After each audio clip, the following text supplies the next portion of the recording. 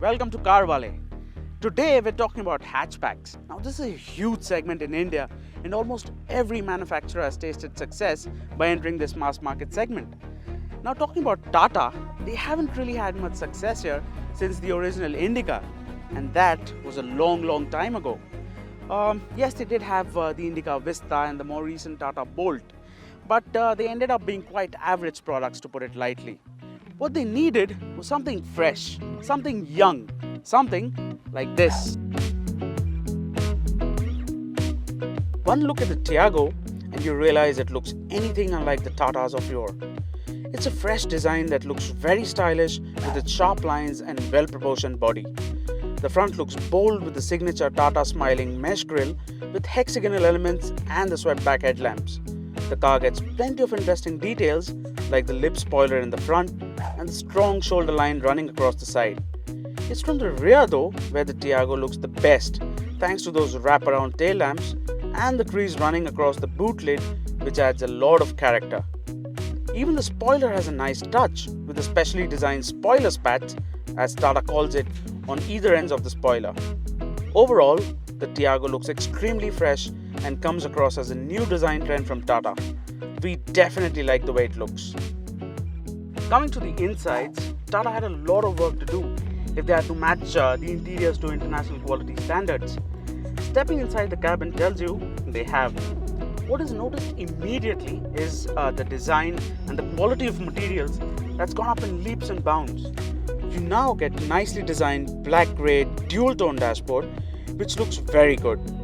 Quality of plastics is impressive and we are glad Tata have gone the distance here.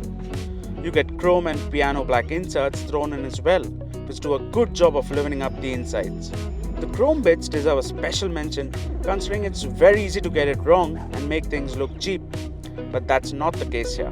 The infotainment system powered by Harman deserves a special mention. Along with all the connectivity options and with as many as 8 speakers, it packs quite a punch. The seats are height adjustable and pretty comfortable. Where Tata has also done a great job is the storage places. With as many as 22 utility spaces inside the cabin, you have a place to keep any and everything in the car. The boot, which can swallow 240 litres, is pretty spacious for a car in this segment as well.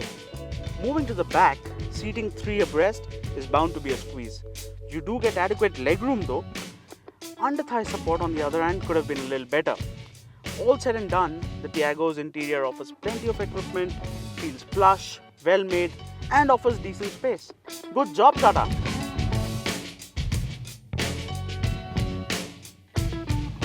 The Tiago comes with 2 engine options, a petrol and a diesel.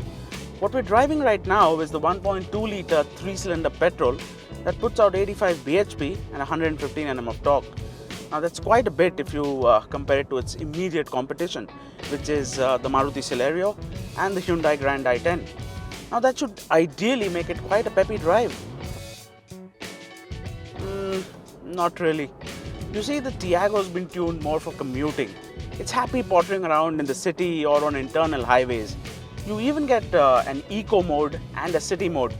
But unless you plan on saving every last drop of fuel, we suggest sticking to the city mode.